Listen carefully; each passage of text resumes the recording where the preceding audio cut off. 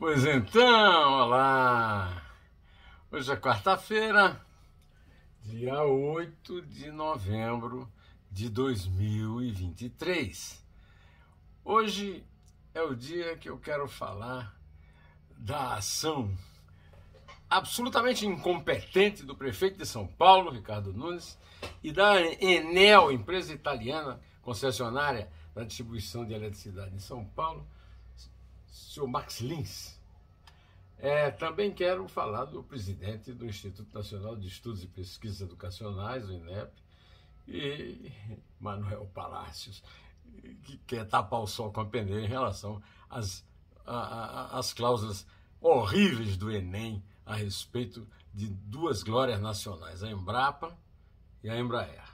E também falar que o Lula é teimoso, viu? O Lula insistiu com Juscelino Filho e agora a Polícia Federal conseguiu provas de sua relação com um empreiteiro desonesto. Nós vamos tratar agora daqui a pouco. Antes, eu quero agradecer penhoradamente, comovidamente, a todos vocês que têm mantido a sua fidelidade a esse canal, que não quer ser imparcial, mas se orgulha de ser absolutamente independente. Não é governo, não é oposição, não é esquerda, não é direita, e é a favor do cidadão contra a máquina do Estado. É isso aí. Vamos começar pelo que eu prometi no começo. O presidente da Enel de São Paulo, empresa, o senhor Max Lins, a empresa italiana que ganhou a privatização da distribuição da rede elétrica, era uma empresa americana, foi comprada pelos italianos, Max Lins, disse que a queda de árvores na sexta-feira, dia 3 último, foi o principal causador dos problemas na rede elétrica de São Paulo. Ora, não diga, presidente. Isso é que se chama um discípulo à altura do conselheiro Acácio, o rei do óbvio, né? Você lembra do personagem do Essa de Queiroz, o conselheiro Acácio, que só fala obviedades, né?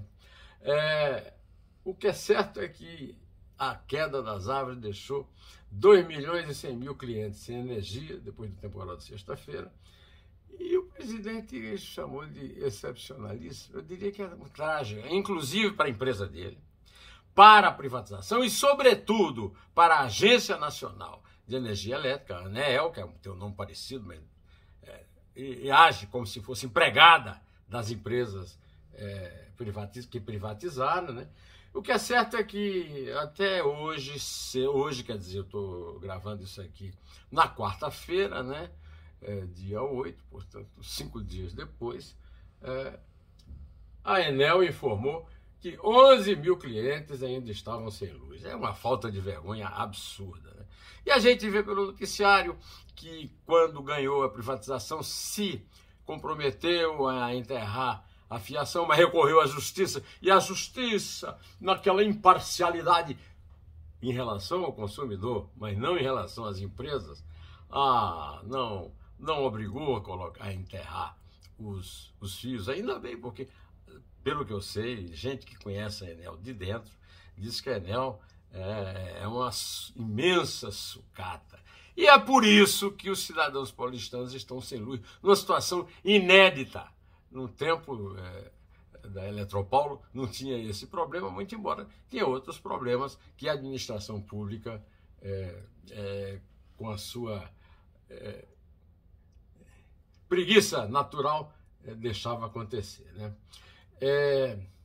A segunda concessionária estão distribuídos na capital, são cerca de 4.000, em Cotia e em Buenos Aires, com 3.000 em cada cidade. O fato é que a Enel não tem condições de entregar eletricidade aos paulistanos. Quem conhece a empresa conta que o seu maquinário está entregue às baratas.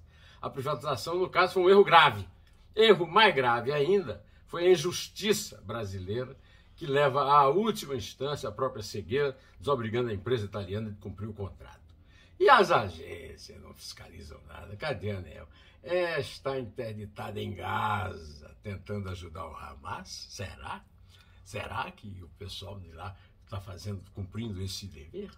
Olha, meus amigos, o que é certo é que não vamos fazer brincadeira não, porque a tragédia de quem está vivendo sem luz, sem sinal de internet, sem nada, por causa dessa canalice do prefeito, do governador, do presidente da República, da empresa privatizadora, agora, sobretudo, da agência fiscalizadora, que foi criada exatamente para fiscalizar as privatizadas, e, meu amigo, também da justiça brasileira, da injustiça organizada do Brasil. Bom, vamos então mudar para outra canalice, né? O presidente do Instituto Nacional de Estudos e Pesquisas Educacionais, Anísio Teixeira, um grande educador que dá o nome, né? Não é um grande educador que ocupa o cargo, Manuel Palácio, afirmou, nesta quarta-feira, 8, que o Exame Nacional de Ensino Médio não demoniza o agronegócio e defendeu o Instituto das acusações de viés ideológico na prova. Basta ler a questão, meu amigo. O presidente sabe ler. O presidente lá do INEP sabe ler. Do INEP não, o presidente é exatamente do INEP. Sabe ler, apesar de ter o nome do Anísio Teixeira, sabe ler. Ora, meus amigos, brincadeira. A Frente Parlamentar de Agropecuária quer a anulação das provas. E é o mínimo, não que a Frente Nacional de Agropecuária merece, mas que o jovem brasileiro, vítima dessa canalha de terroristas contra a educação no Brasil, e colocados lá pelo PT da esquerda. E olha, eu sempre elogiei tanto esse Camilo aí, que é o ministro da Educação, e o cara não passa de um pau mandado dos outros. Um ministro da Educação que não toma conta de uma coisa. Ô ministro, pelo amor de Deus, ministro. Bom, por falar nisso aí, eu quero dizer que estou publicando desde esta quarta-feira cedo um Neumann Entrevista da maior qualidade, com o grande filósofo, o grande jurista, o grande psicanalista mineiro de Juiz de Fora, descendente de judeus poloneses, Jacob Pinheiro de Minas, Goldberg da Polônia.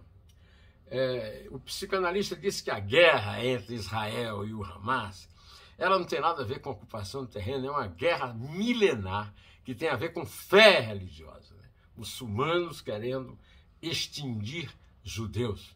E quem sabe no próximo passo os cristãos, que vêm de uma espécie de dissidência do judaísmo, afinal de contas, um dos grandes criadores do judaísmo, do cristianismo, é o apóstolo Paulo, que é o cidadão romano, judeu, Saulo, da cidade de Tarso, lá no Oriente Médio, né? Numa entrevista, o psicanalista acha que a guerra entre Israel e Hamas não é pela terra da Palestina, mas sim a reprodução permanente da luta de Caim e Abel.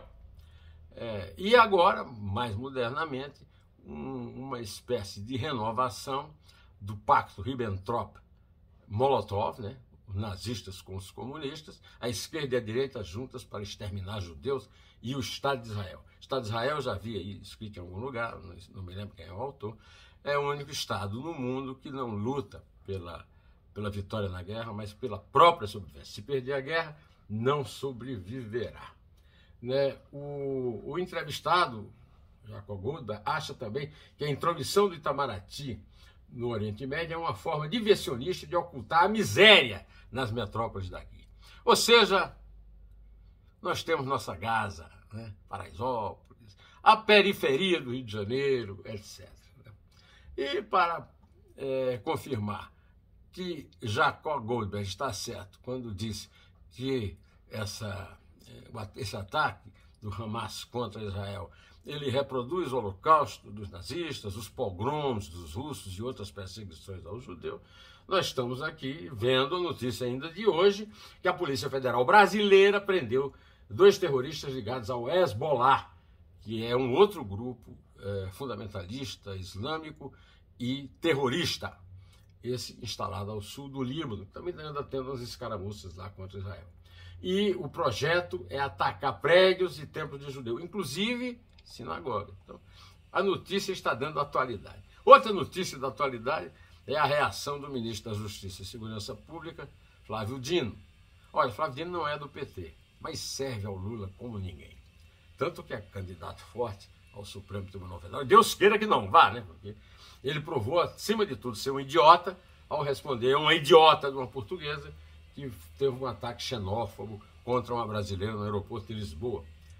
ele está pedindo direito à reciprocidade. E olha a frase do Flávio Dino, o gênio do Maranhão. Em 1500 eles invadiram o Brasil e concordo que eles repatriem todos os imigrantes que lá estão, devolvendo junto o ouro de Ouro Preto. Ô, Flávio Dino, mamãe não te deu lições básicas de comportamento social e civilizado, não. Este é um caso para admissão, se houvesse um governo, porque este governo insiste em segurar no primeiro escalão o ministro de Esportes de Lula, Juscelino Filho, do União Brasil do Maranhão, mesmo estado do Flávio Dino. Ele estabeleceu uma relação criminosa com Eduardo José Barros da Costa, conhecido como Eduardo DP, dono de uma empreiteira investigada sob suspeita de desvios em contratos da Companhia de Desenvolvimento do Vale do São Francisco, Codevasf, a estatal federal entregue ao Centrão. Até quando o Lula é avisado, o Lula tem a empáfia de quem avisa alguma coisa a ele, é inimigo e não amigo, como diz como diz o povo, né, nos seus provérbios. Em Dois Dedos de Prosa, nós temos, além da Neumann entrevista com o Jacó, que foi posta no ar na manhã desta quarta-feira, quando muita gente ainda não pode assistir por falta de eletricidade, mas temos, vindos da semana passada, uma entrevista com o Fernando Mitre, que lançou. O Fernando Mitre é diretor do Jornalhão da Rede Band, de televisão, e lançou no Rio de Janeiro, no prédio da Associação Brasileira de Imprensa, o seu livro magnífico, Debate na Veia, sobre os debates entre presidentes da República na televisão brasileira, com intervenções luxuosas de Fernando Gabeira, Roberto da Mata e do companheiro velho colega de redações, Otávio Costa. Vou ficando por aqui, direto ao assunto. Até!